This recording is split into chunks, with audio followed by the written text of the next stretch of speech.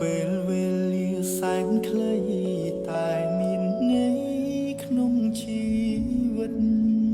អ្វីដែលតែងតែគិតពងប្រាថ្នាមិនជឿលើនិស័យមិនជឿព្រេងវាសនាតែពេលនេះទើបដឹងថាជាការពិត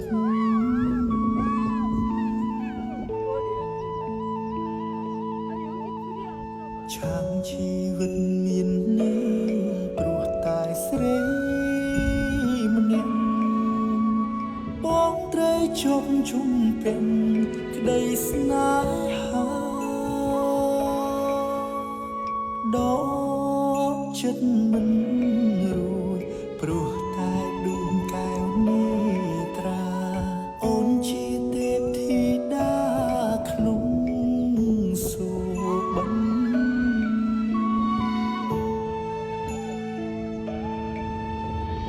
សំរទេពអប្សរមិនល្អដូចអូនឡើយស្នាមញញឹមត្រានត្រើយឲ្យរៀ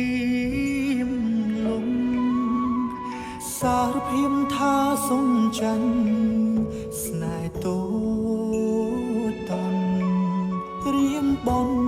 ស្រន់ឲ្យឆាំបានជួបមុំម្ដងទៀត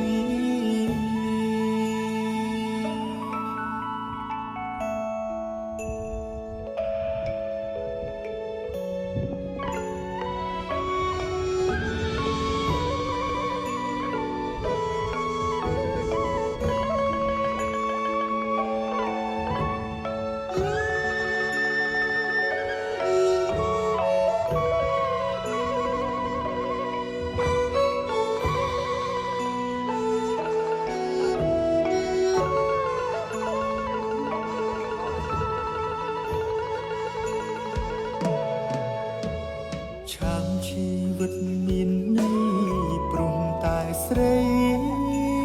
ម្នាក់បងត្រូវជាប់ជុំពេញក្តីស្នេហាដល់ចិត្តមិនរួចព្រមតែដួងកែវនេត្រាអូនជាទេពធីតាក្នុងសូបិន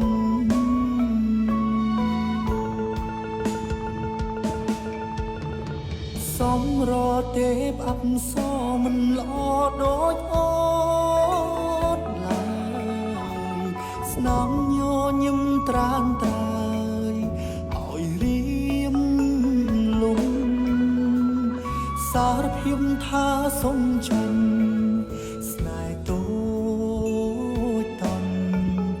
រៀមបនស្រន់ឲ្យឆាប់បានជួបមុំម្ដងទៀត